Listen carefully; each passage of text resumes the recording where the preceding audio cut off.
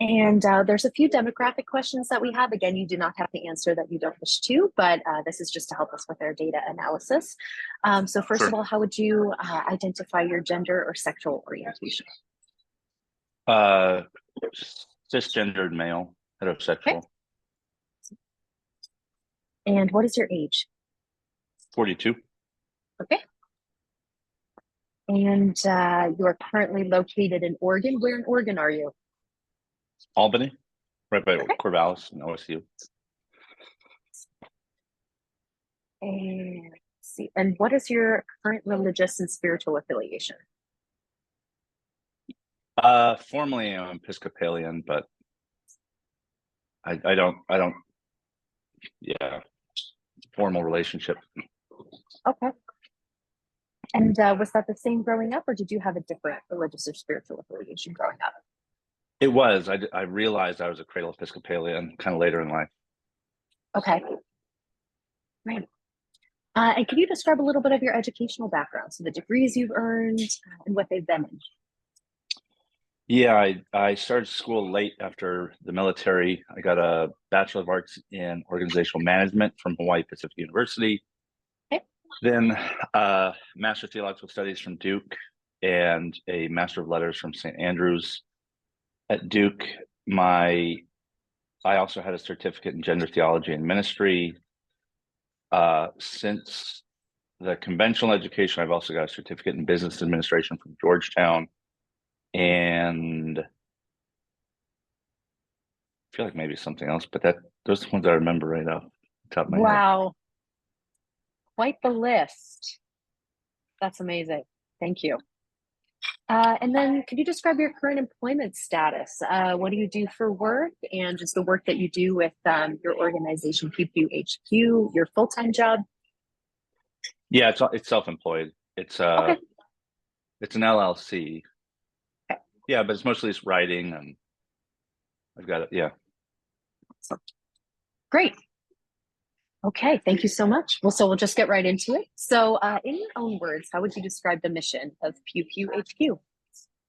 Promote human dignity for soldiers and veterans by empowering military families to spiritual maturity and political engagement through education and advocacy. And so, what are some of the ways in which you do that? What are some of the primary activities of PQHQ? I education advocacy and writing. Um, I've been doing federal and local advocacy for it was before the pandemic, probably since 2018, 116th Congress. Okay. Within that, I've managed to get I got Congress to write a letter to the FBI director asking why they do not protect or they aren't enforcing protections for military families. It got ignored.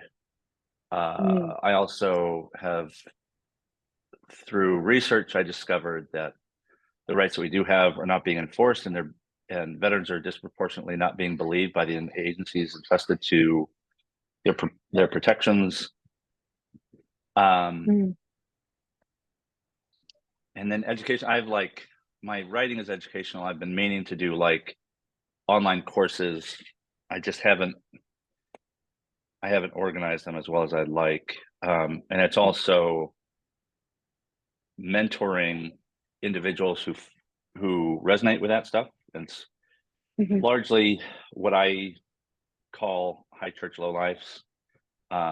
Typically people who are too old or, in some way don't fit the systems that were supposed to be made for them. So like one guy, he felt called to ordination late and he's an Episcopalian, but if he goes through the process, he'll only have 5 years before he reaches mandatory Mm. retirement age. Wow. He's also a veteran. Another guy, really more of a friend I've just known for a while. I helped him with some legal stuff in family court, but since then, yeah, I don't know. I don't know what to say other than mentoring. Yeah. Um, yeah. And then I have three pillars that I'm just now kind of starting to like solidify. The first is pewpewhq.com. Okay. The other is gijustice.com, which is like helping people recognize human dignity for soldiers and vets, gijustice.com. PPOHQ is for Christian soldiers who are looking to find meaning and faith in service. And then my personal website, loganmi.com, is for civilian allies who are learning to love their military neighbor. I'm Okay. also a professed member of the Hospitallers of St. Martin, and I do their website, our website.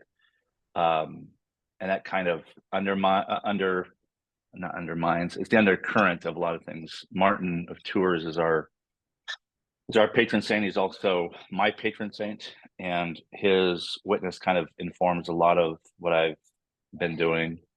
Mm, Yeah. awesome. Now, with this advocacy work, are you the primary one that's doing a lot of that political advocacy work, Oh or are yeah. you kind of helping to mobilize? Okay. Very I'm not good interesting. at mobilizing. Mm, Yeah. okay. Thank you for that. And is this There's affiliated? Oh, go ahead. Sorry. there are community organizers, such as the Industrial Areas Foundation, associated with Saul Alinsky. By using a democratic model, they are unable to voice the concerns of a minority that has already been told they need to shut up and drive on. So when I was in Durham, North Carolina, I went to several meetings, and nobody in the community gave a shit enough about Mm, the lack of civil rights for service members to be able to rise to the level to induce a commitment from IAF organizers. okay. Military families make up less than 9% of the population. So Mhm, democratic models don't work because we aren't a majority. That's not how our government was set up. So mhm. community organizing in the conventional sense cannot and or will not or does not represent our interests because we'll never reach a minority until we institute a draft again. Wow. Very interesting. Thank you for telling me that. And so is this, are you affiliated, or has this come out of any sort of congregation, or is this, led, predominantly by yourself? So, Awesome. well, the Hospitallers on paper, but we're a diverse group, and I'm Yeah, absolutely the most active. sure. But I think whether the community likes it or not, the Hospitallers is a site that I think fits most closely with all the different pieces. Okay. Thank you. Who would you say the primary beneficiaries? I know these, Christian soldiers, but who else would you say is the primary beneficiary from the work that you do? Uh, I mean, it's really well. I mean, primary are Christian soldiers. They're also my primary audience. Hmm. Um, but almost everyone I talk to knows somebody who's in the military and makes some kind of attempt at. They'll ask me for advice. Mm, Um, or in the case when I was at Duke, uh, one, two, three, a handful of professors leaned on me for advice. Um, Howard Watts asked me to sit in on his last ethics lectures, wow. specifically his one on war, and he asked for feedback, and I gave it to him. Hmm. However, when time came to reciprocate or to recognize the value that I've been giving them, they don't. Mm, So the beneficiaries are more numerous than you might think, yeah. because the value is kept under kind of cloak and dagger, and it's kind Mm, of fucked up, but it is what it mm, is. yeah. Yeah. And the work that you do, is it just central to Oregon, or is there, larger groups of people that you seek to help, or are there pockets of people that you're helping or assisting? It certainly centralizes around military bases. A lot of Okay. when you spend more time in the military, you typically retire and remain near military bases. So San Diego, um, Fayetteville, North Carolina, and Lejeune, what's the Jacksonville, North Hmm. Carolina, Seattle, I'm sure. But military bases are just kind of high concentrations of folks who typically benefit from this. DC, Virginia. Virginia is actually the one state. There's the states with the highest percentage of military veterans are typically northern rural states.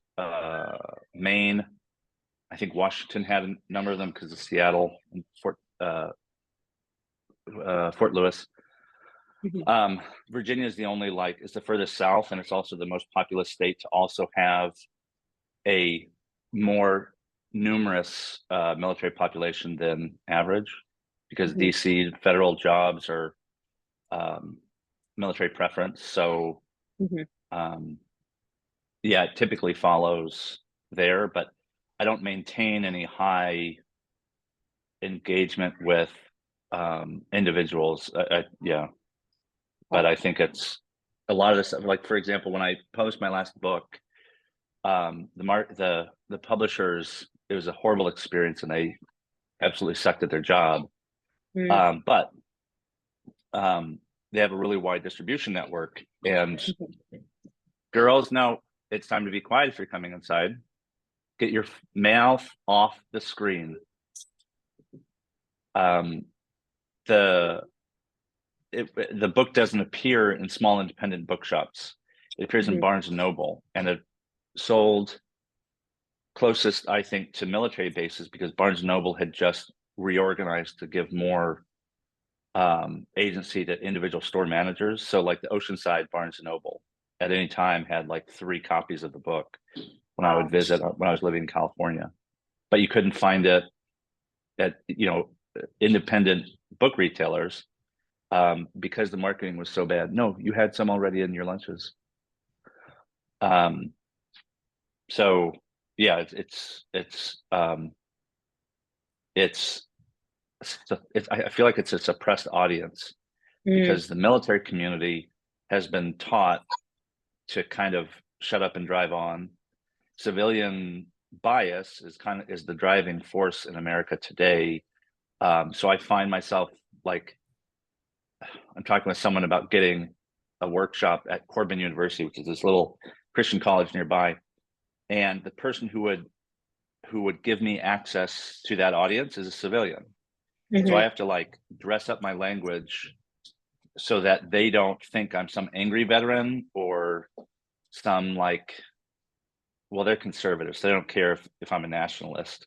But like Mm. I have to comport myself to civilian bias because civilians are typically in power in places that would otherwise grant me access to my own community. Hmm. Military bases, like many of them, you have to have an ID and be registered to get on base. If they catch wind that I was a CO in 2005, they could tell me I can't come on base. Hmm. So it's a real weird. It's a yeah, it's a fractured kind of base, and I get a lot of people who kind of have maneuvered, like the guy who wants to be who's working on being a transitional deacon in the or the a deacon in the Episcopal Church. Um, yeah, he knows that like there's most the military follows American population, it's polarization. So in the Hmm. military, you may be a nationalist, a religious nationalist, and you may not like my message because you know, I'm saying I'm encouraging you to think for yourself, or Hmm. that Jesus did not engage in violence. On the Hmm. other hand, um, pacifists, because I'm not, I don't, I don't, I my sense is I wasn't penitent enough, or I didn't express enough penitence. Hmm. Um, that if clearly I must have my theology wrong if I don't think that the military itself is inherently evil. Wow. So it's a very polarized environment that adds on. Like if you're just kind of drinking the Kool-Aid in America, being in the military gets ratcheted up because of the meaning and symbolism that we put in the military, for better or for worse. Mm-hmm. So that's Mm, the challenge of organizing. mm-hmm. Mm-hmm. Wow, thank you for sharing that. And then we'll talk a little bit later on too about some of the challenges that you continue to face. But it's very interesting. It's such a unique organization that these are the kinds of things that you're working through that may not be exposed to others. So I appreciate you sharing that. I want to talk a little bit about how PPHQ got started. So if you could just give me a little bit of background on that, that would be awesome. Yeah, I used to call it Centurions Guild, Okay. which is a little bit. It wasn't exactly. It was not as simple as it could have been. But also, Okay. Centurions Guild was wrapped up in the simple way, and Shane Claiborne and Red Letter Christians, and Shane and Tony, to a much lesser degree. I'm much more familiar with Shane. Yeah, our relationship degraded over time. The more I realized that he didn't have my interests at heart. Okay. Long story short, well, I was doing a lot of stuff with Red Letter Christians as he was building that up. My sense, and it's just speculation, but when I was interacting the most with Shane back in 08, 09 into 2010, he was kind of eyeballing either kind of taking over for Jim Wallace at Sojourners or EAPE with Tony. And instead of those two options, he kind of linked up with Tony and made Red Letter Christians. Mm-hmm. And Okay. a lot of civilian bias and civilian theology was becoming it was something I was gaining language for. And so at some point I learned he had been leading these leadership retreats or leadership gatherings or something for Red Letter Christians. Mm-hmm. And he had been doing it, or he'd been building something over the course of like a year. Well, I'd known him since 2006. I went to Iraq with him in 2010. I was at his Mm-hmm. wedding. Never invited me into leadership circles. And I was none the wiser, but like I realized like, oh, there's a line that he saw between me and him. Mm-hmm. I didn't meet some expectation. Naomi, close that gate, please. And so that was like a catalyst for me, like, okay, so we're not whatever I thought we were. And Centurions Guild was sponsored and lived for a long time legally underneath the simple way. And finally in 2016, things really broke down just in general. And I just kind of decided like Centurions Guild is kind of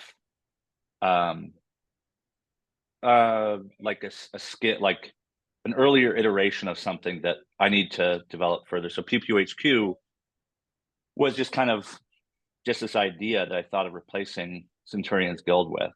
Mm-hmm. And the church pew, it's inside the church. It Mm-hmm. bears the weight of all the congregants, and it doesn't give a shit which side of the aisle you sit on. Mm-hmm. It's just there for you to rest upon. Yeah. The other one, careful, I don't want anybody falling over that ledge. Omi, get that off your face, please. And for some time, there's a cottage industry that we call in the military, we call it the vet bro industry or vet bro grunt style Black Rifle Coffee Company, where like Mm-hmm. guns and a certain subtle but very clear conservatism. Like I could see Okay. myself having a fun conversation with whatever his name is, Evan Best from Black Rifle Coffee Company, and I'd probably like their coffee, but like I'm not gonna invest any more energy than that in them because like I don't give a shit about guns. Mm-hmm. Um, I guess so. But one of the things that it represented was we would in the artillery we would call infantrymen pew pew, your little PP shooters or P shooters, pew pew professionals. And so like I I stumbled upon this imagery of the pew and then the little green soldier toy, and that was an HQ. It sounds the same. It's short. It's for a URL, and it's funny. And I Yeah. realized that one of the things I realized when I was trying to make space for myself in other people's organizations or communities, I wasn't really being myself. I was kind Mm. of comporting myself because I was I've always been kind of goofy, a little lighthearted. My partner now, Laura, now no, don't put that on your head. No. Um, we took the name Isaac when we were married before things went south Mm. because our friends that knew us would see how we like to laugh together and we're really goofy and so we took the name Isaac at our community's encouragement because that Mm. was a character trait they noticed in us. But I wasn't the same person. Yeah. I was more serious. And I realized um, I felt like I had a lot more room because I was making myself small. Mm. And military service, Naomi, leave her alone. Move away from her right now. Find something else to do. Um, Dark humor is really it's a coping mechanism, but it's highly advanced. Like we can joke about some really messed up stuff, Mm-hmm. and I didn't want to turn that part off in me. So Pew Pew HQ was this kind of what Naomi, get away from her now. Now, drop it. I told you to find something else to do. If I have to tell you again, you can go play in your room.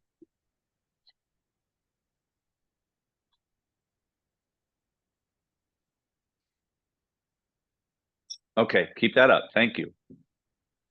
Um, so yeah, Pew Pew HQ was me trying to yeah, evolve essentially. Yeah. Um, but I think it's closer to my own heart than what I like. I think in my first book, Reborn on the 4th of July, that's not my story. I was writing as someone for someone who wasn't myself. The first, Naomi, stop. Rosemary, stop. On the first page of the book, there were several F bombs that were uttered in I described as ambush, and it was very clear. And I didn't like fight it, but like I couldn't put an F bomb in an IVP book, Mm-hmm. and that set the stage for everything else. Like, okay, uh, I need to present myself and conduct myself in a way that's appealing to Yeah. people who aren't in my community. And so Pew Pew HQ is for and by veterans, Wow. grunts, lower enlisted Christian soldiers and veterans.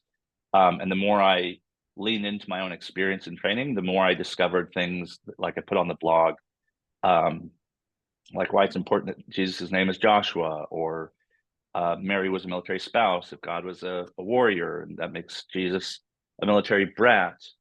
And then I realized like Galil Hagoyim, which is what Isaiah 9 calls the Galilee. That's where the Romans got the name for Galilee.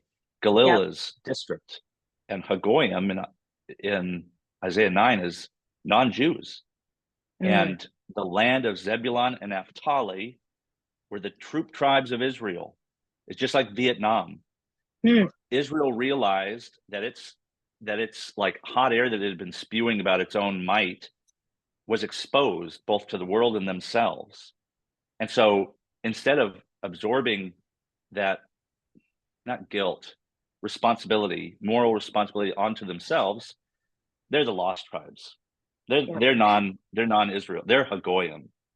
And I thought it was Mm. fascinating that that's where Jesus spends most of his life, in the disgraced military towns of Israel.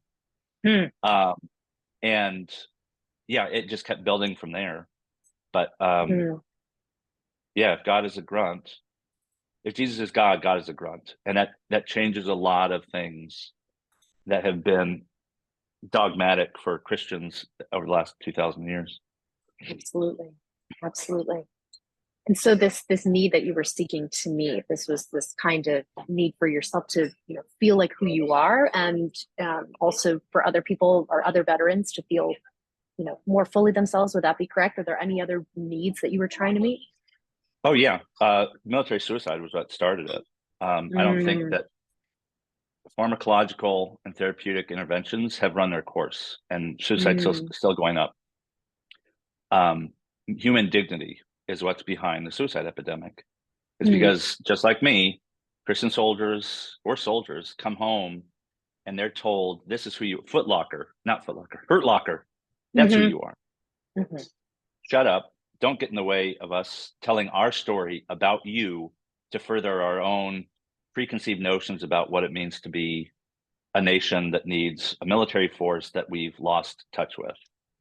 Um, don't get me started on fucking Mark Bowl and Catherine Bigelow. I mm, think they're pieces of shit, but mm, whatever. mm. Excuse my ignorance, but who are they? I am so sorry. Mark Bowl wrote a Playboy interview on an EOD tech by the name of Jeffrey Sarver, and Okay. that was developed into the Hurt Locker. Jeffrey Sarver sued them for defamation, Mm, and he lost. He had to pay Hollywood producers, um, and in arguing the case, a lawyer, an entertainment lawyer in California, said that soldiers aren't entitled to privacy. What if we said women aren't entitled to privacy? Well, we are, right? Dobbs has ended the idea of privacy for women. What if we said African Americans aren't entitled to privacy? wow. Mark Bowl claimed that the Blaster One idiot caricature was a Mm, composite character. There's only 150 EOD techs at any given time. He claimed to have spoken to over 100 of them, and I'll bet money none of them are talking to him now. But let's give them the best picture so that we as civilians feel better about the caricatures that are driving our imagination around soldiers and vets. No, not right now. She has been in all day. I want to let her have some time outside. You can go out there though, if you're careful not to let her out. You can't control sister. Yeah. I'll be right here if you want. I love that. Wow. Very, very interesting. Okay. Um, no, and thank you so much for, providing that information. So you mentioned these names, Sheen and, others. Um, but are there any other people that you think were kind of key people or key groups in helping you to launch PQHQ, people you kind of partner with? Did I partner with? Yeah.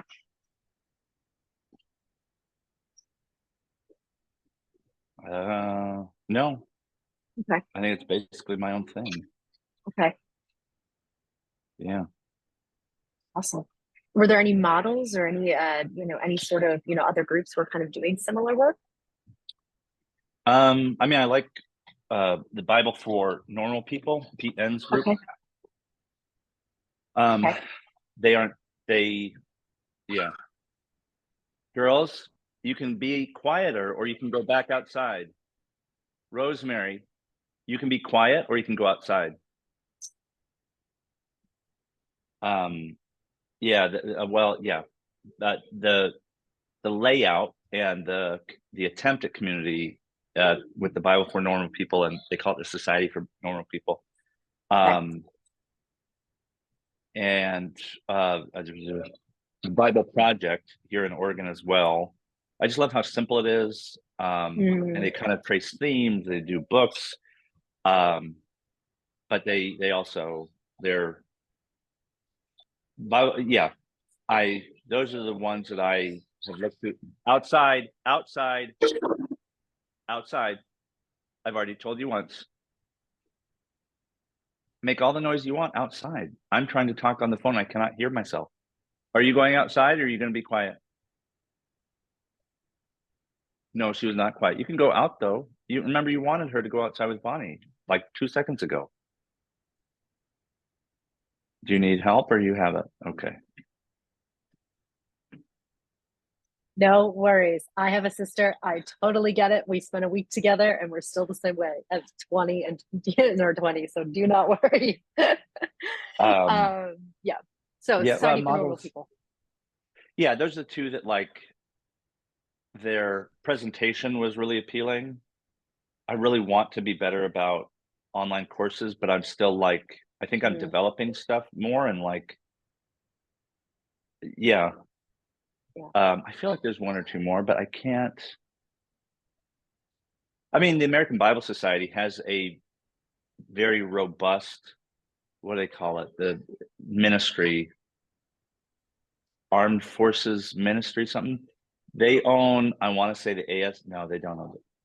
But they're like their interest is proselytizing. The American Bible Society, I can't remember the like sub agency, but they have one app that is kind of legit.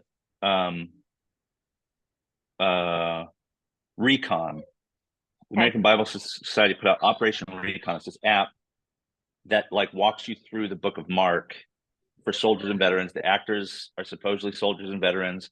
I don't know who's coming up with theology for it. I haven't like Mm, listened. I haven't gone through all of that, but like that's really, I think they're onto something. But like I said, I mentioned proselytizing. Like I just want soldiers and veterans to be able to have tools to see the fact that the Bible and the the church as the Bible imagines it mm, is a home for them in mm, churches, little c churches that tell them in very subtle ways that you're not a part of us. mm, Like Richard Hayes in his moral vision for the New Testament, which I guess he's recanting because now he's not anti-gay anymore. mm, But he made points, or he made this argument against homosexuality and moral vision for the New Testament, and he's recently doing something with his son, kind of walking that back. In the yeah. same book, he called soldiers, and it sticks with me because it was like during my seminary education. He Mm, said soldiers can only be anomalous to the faith to highlight the difference between insiders and outsiders. Like, look at these outsiders who are doing better than you, but that misses the mark so fundamentally that it's ridiculous. And I didn't have eyes to see it before, but mm, he never did any work on Roman military history. Uh, the first guy that started to was Christopher Zeichmann, right as I finished seminary in 2015. Soldiers have always been a part of the Old Testament, New Testament, like, and it's not just Cornelius, the easy one in Acts 10. It's like um, Lydia, the purple seller in Philippi. Philippi is a military colony. The jailer at Philippi would have been a military legionary, not just an auxiliary troop. Like there are all these military connected individuals that we pass over, gloss over, just like, oh, it's incidental. Like N.T. Wright, he has this commentary on Philippians, and I took a class with him at St. Andrews that got me kind of thinking, not just there's this false distinction between early church and then theology, and mm, he tries to break that down. He says, look, theology is going on with Paul before the gospels are taking place. And that like clicked in my head, something that like there's I there's a kind of a historical debate about Christian attitudes toward military service. mm, And it's always been by patristics because early church is this patristic word, apparently. mm, mm, But like Cornelius either was a soldier in the Augustan cohort or he was a part of that unit prior and had gotten out. But he's almost certainly active duty, not only because it's not in Caesarea, is it? No, it is. Yeah, Caesarea, where the Roman soldiers would have been. He mhm, had one of his soldiers, Stratiotes, go to see Peter. You only have a soldier if you're a soldier yourself. Like if mm, you're a vet, you maybe are training soldiers, but like he may very well have been a soldier when Peter goes to see him. Is it Caesarea? Cornelius? Was it? I can't remember where it was, but Caesarea is where all the yep, legionaries would have been before the Great War in 66. Anyway, you asked me about models. mhm. Yeah, that was a long, rambling answer. But No, it's no, great. I not very much. Okay. Maybe one thing that I could say as to why my mind goes in that direction is like I realize that the church, as we typically think of it, the building up the street, maybe some of the recently passed members, like that didn't save the Bible and the body of Christ as imagined in the Bible saved me. I saw other Mm, soldiers and I wanted to know more about them because I wanted to know how I fit into the church. yeah. And I would hear people like Hayes saying, "Oh, you're an outsider," or I'd see these the pacifist ideology around like military service is bad, full stop. Um, that I just never sat comfortably with me, and so I tried to find answers that the living church wasn't providing. And so I fell into exegesis and the rest because ecclesiology was people Mm, talk a big game, and ultimately it's just about their own little wants. And yeah. yeah. Wow.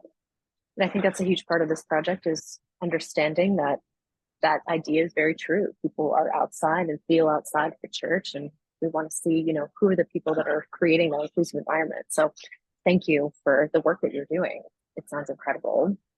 Um, how so you discussed that it's an LLC, but describe some of the ways in which you're able to find funding or continue to find funding for the project. No funding at all. Wow. Well, I'm 100% disabled, so I have the Mm, flexibility to do this stuff as like a pet mm, project. okay. But yeah, I mean, we haven't talked about future stuff, but Yeah. um, I'm now embracing this idea I've had for a long time, and it looks like I could do it if I just pace myself.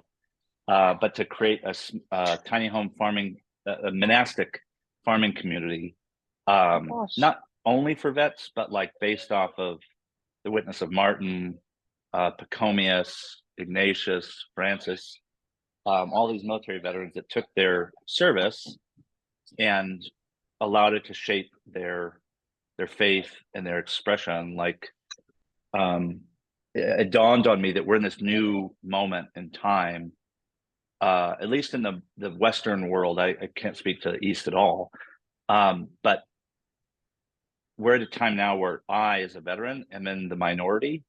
But just 2 generations ago, everybody was expected to serve, and Mm, maybe you didn't because of some reason. That's fine, but I have to make some kind of rationale as to why I joined. But 2 generations ago, civilians had to make rationalizations for why they didn't join.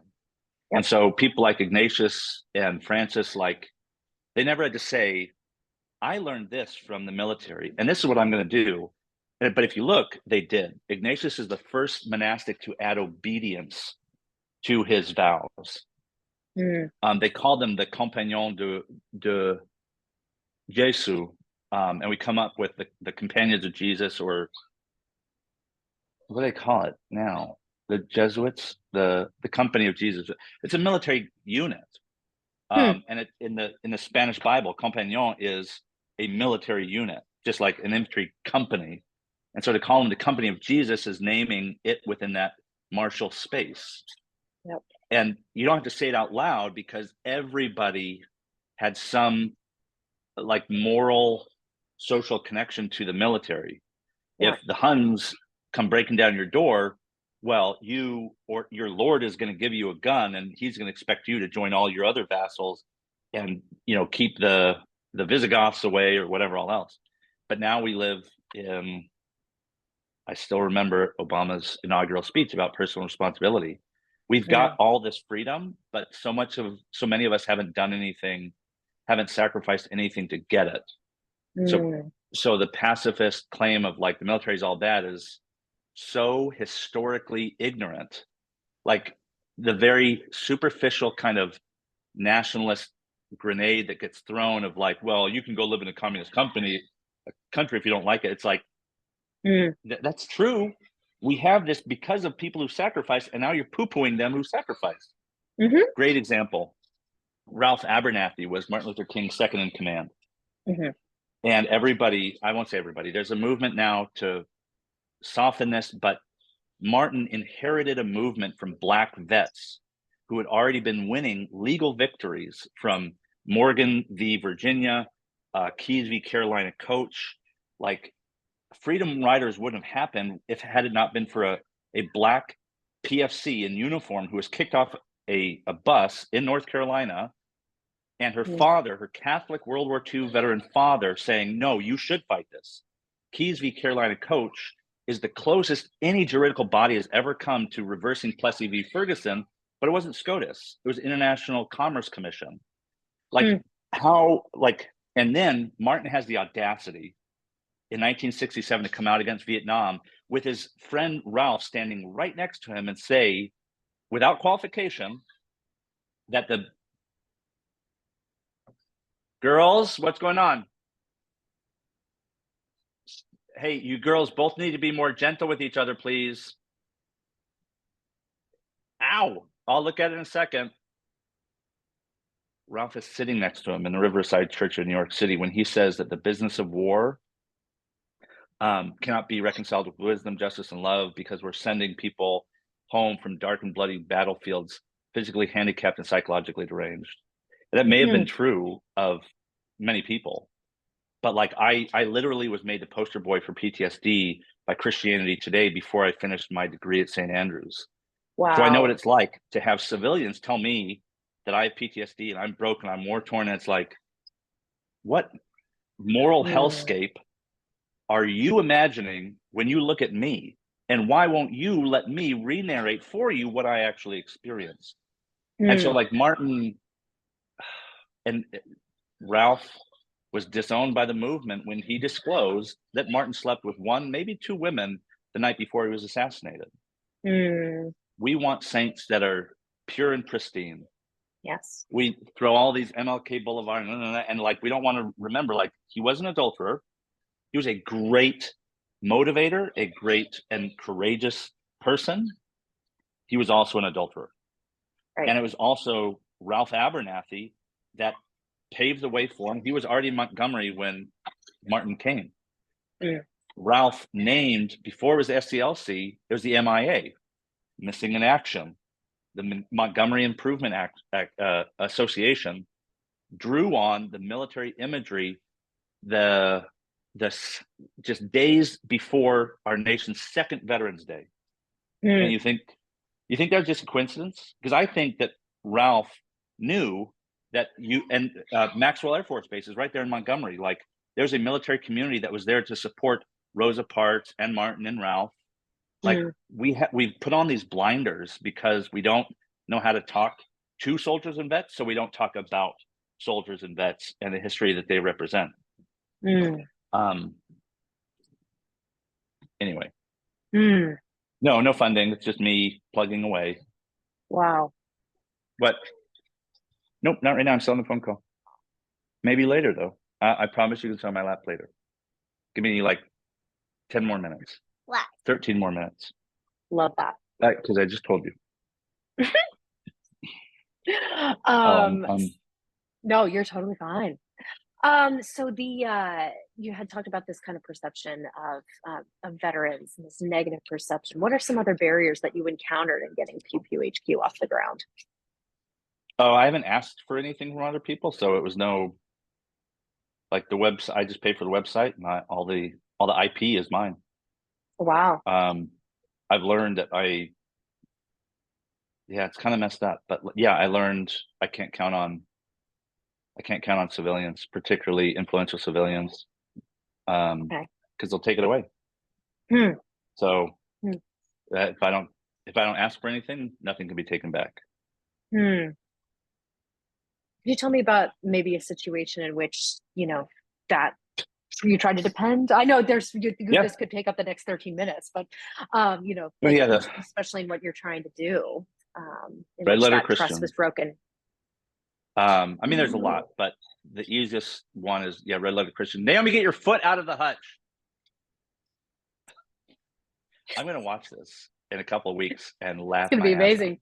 It's going to be awesome.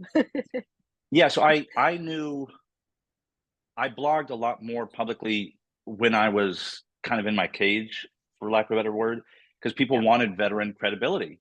And they Yep. didn't really vet my stuff so much. They didn't edit it too heavily till eventually they did, but that's another story. Um, and I was starting to call Shane out on some of this stuff, and they were having the Red Letter revival in Lynchburg, Virginia. Okay. That's the home of Desmond Doss. And I pointed out, like, Desmond was a medic who insisted on going to the military and he refused to carry a weapon. There's a movie about Mm. him, Hacksaw Ridge. Mel Gibson's kind of a douche, but the movie wasn't too bad. Hmm. But like that would be a great place and time to talk about the complicated and nuanced nature of military service and faith.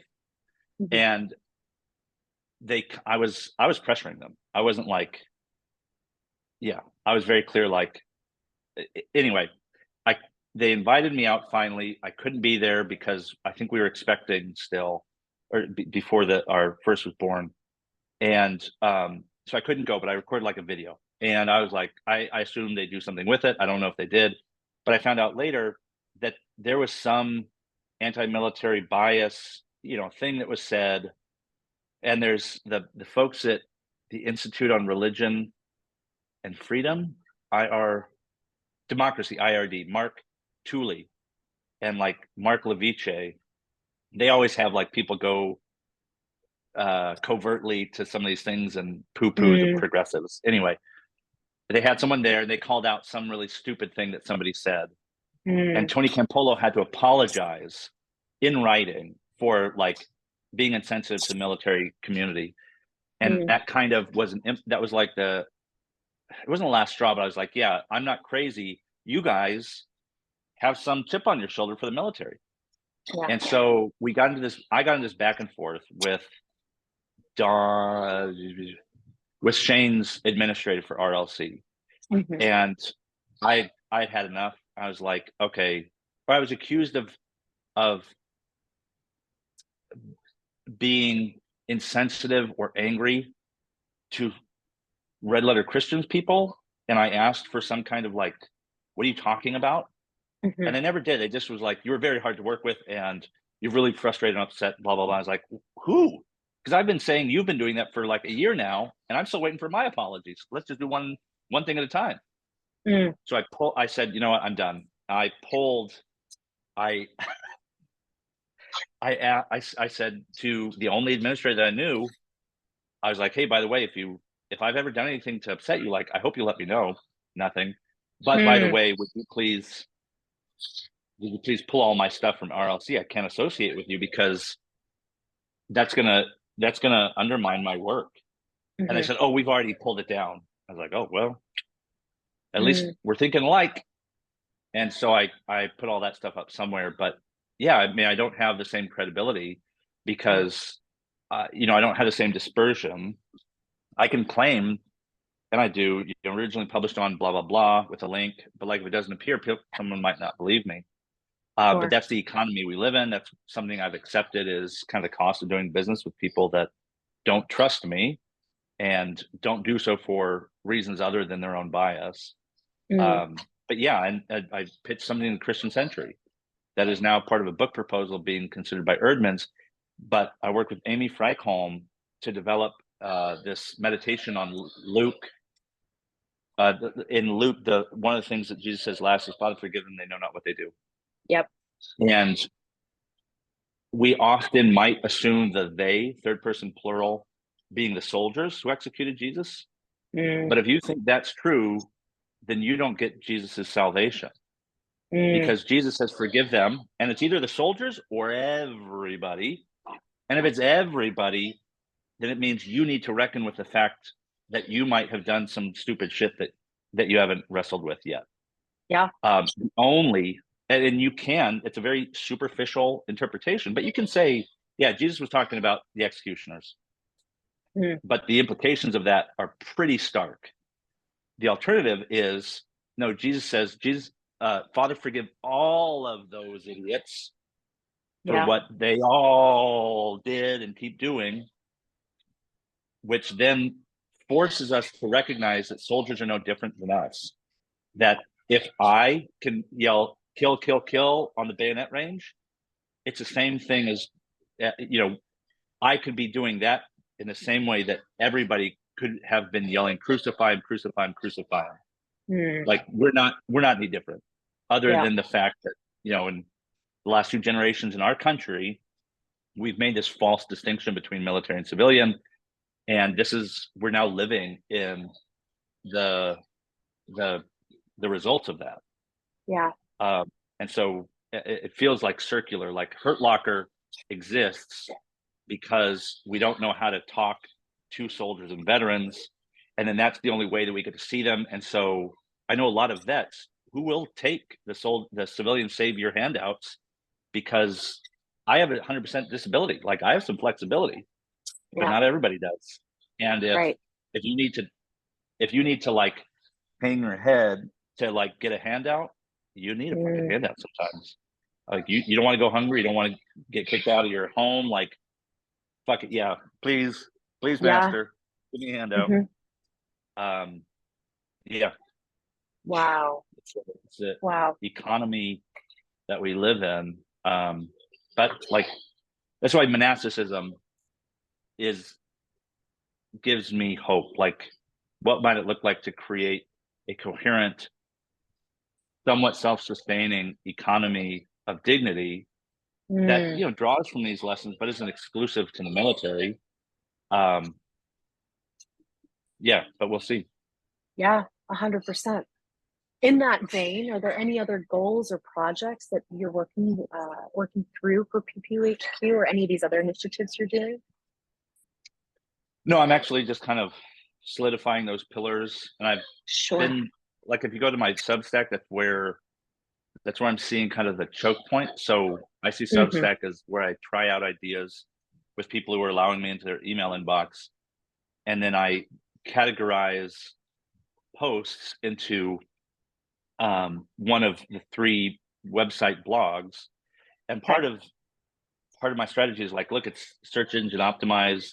I'm starting to incorporate those practices into what I'm doing on the website. So like hopefully makes it easier to see and over time build some credibility. Because again, like if I have to make something myself, I'm gonna be really, yeah, I have to have high walls, because once you see civilian bias, you can't unsee it. And I see it everywhere.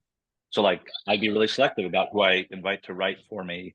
Um, but yeah, no, writing is the main kind of thing.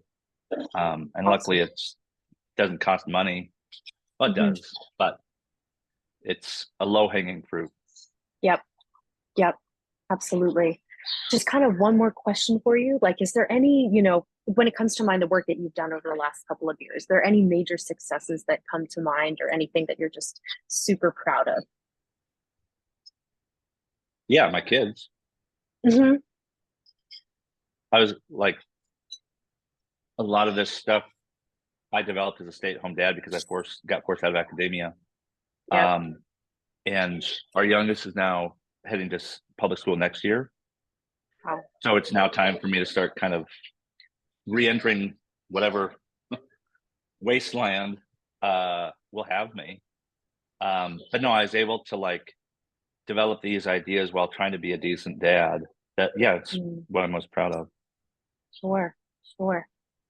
Looking over kind of what we talked about the last hour, is there anything that you think is important for me to know about the work that you're doing, or where, Pew Pew HQ is headed? Chaplaincy began with Martin. Um, military, yeah. The first chaplains were the guardians of his Kate in tour Okay. before it was lost during uh, a battle where it was being tokenized for the same kind of human thing. Hmm. Um, chaplaincy is bridging two disparate populations. For Martin, it was the church and the state. He was uh, he saw the church, two bishops in Spain, attempting to leverage the gauntlet of power or whatever, using capital execution to enforce theology. And Martin publicly excommunicated these two bishops. He had a very friendly relationship with the emperor at the time, Maximian. And he kind of had the emperor's balls in a vice because he catechized his wife. And he Mm, told the emperor, you need to cut it with this shit. Uh, these Spanish bishops, they are not understanding the important distinction between what the church does and how it operates with the machinations of the state. And so Maximian kind of poo-pooed he tamped down the Spaniards for a little while until he was leveraged another way, and ultimately Priscillian was murdered in 387, I think. And Martin, for a long time, thought he had failed, and that, yeah, he almost lost hope. Martin's also the first bishop to maintain a monastic lifestyle. He refused to live in the cathedral, opting instead to live across the River Loire in a bunch of caves with 50 disciples. And even to this day, the basilica is not the cathedral in Tours. The cathedral is like this big, beautiful thing, and Martin wouldn't have any of it. But you can't have chaplaincy without the witness of a soldier saint, who a lot of pacifists, including his own biographer, believed that he had done something wrong in serving in the military. Girls, outside. So it astounds me that we're still wrestling with the same basic problem. Sulpicius Severus, his biographer, like most of the church, was embarrassed that he spent time in the military. And the way he writes Martin's biography, it suggests like he was in a couple of years, he had this crystallization of conscience, and then like the next day ran off to get baptized and was forced out of the military. Wow. But his numbers don't add up. Julian, under whom Martin was serving, didn't reach the Battle of Worms, now known as Strasbourg, until 356. In other words, Martin spent an entire 25-year career in the military before he saw the battlefield for the first time, said, I'm a soldier of Christ, it's not permissible for me to fight, gets kicked out, and then the last 30 or 40 years of his life is when he does most of the things that he's known for. And he was ridiculed by the other bishops because he didn't appear bishoply. The big city of Tours enticed him out of this tiny little town in the countryside because he preferred to be with the rural poor. And I was in Evreux, France, at the community of Saint Martin, the night that Donald Trump was elected in 2016. I was on pilgrimage, and I didn't expect Trump to win, but here I was trying to make sense of the fact of what just happened. Yeah. And it dawned on me that not only is it about soldiers, it's about the poor. Donald Trump appeals to the poor. He can sit on a golden toilet surrounded by other people all dressed up, and he still seems to capture the attention and the loyalty of poor, less educated, rural white voters. This isn't really an issue of military civilian, it's an issue of class. What do we do with the people that we don't want to be a part of our community? Whether that's the poor, whether that's people who do violence. Chaplaincy was born as a bridge to connect disparate populations. And I was aware of the Chaplaincy Innovation Center. My wife is a hospital chaplain, and of course I know a shit ton of chaplains. But as any soldier will tell you, some chaplains suck. And some chaplains, usually prior enlisted, are relatively trustworthy. And I've been,